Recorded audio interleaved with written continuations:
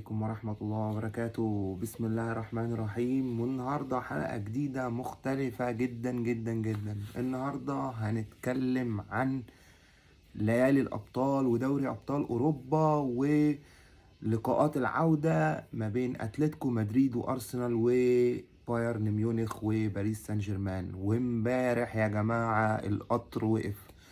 مانشستر سيتي امبارح 3-3 قدام ايفرتون، الحمد لله. طبعا عشان احنا بنشجع او انا بشجع ارسنال، فاخيرا الكرة ممكن تنصف ارسنال لمرة واحدة، يعني من بقالها كتير جدا. امبارح مانشستر سيتي الشوط الاول ماسكوا بالطول والعرض على ايفرتون، وكمان دوكو جاب جون في اخر الماتش، وماتش مولع.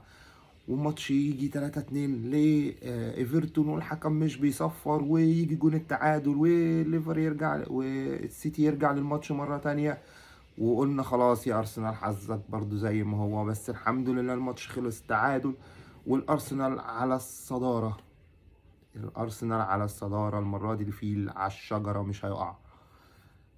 النهارده بقى ارسنال عنده ماتش مهم جدا جدا مع اتلتيكو مدريد. واتلتيكو مدريد الماتش اللي فات خلصان ماتش ضربات الجزاء، كان ماتش غريب جدا على عكس الماتش اللي قبله، يعني على عكس ماتش باريس وبايرن ميونخ. ماتش باريس بايرن ميونخ ده تقريبا من احلى الماتشات اللي انا شفتها في حياتي في دوري ابطال اوروبا. ماتش وصل ل5-2، بعد كده يرجع ل5-4. انا لو اي فرقة تانية وصلت ل5-2 خلاص الماتش بالنسبة لي انتهى.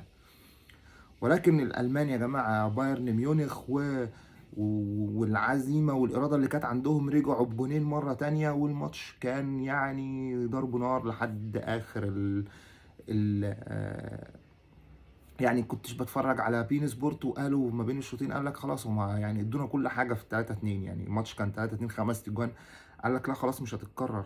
دخل الماتش اللي بعده ده جاب جونين وده جاب جونين، 4 اجوان كمان في الشوط الثاني. فكان ماتش يا جماعه غريب جدا، وماتش من احلى الماتشات اللي انت ممكن تشوفها في دوري ابطال اوروبا. النهارده ماتش مهم جدا ما بين ارسنال واتلتيكو، وعايز اعرف رايكم مين هيكسب النهارده في الماتش. هيكون في استاد الامارات في ارسنال.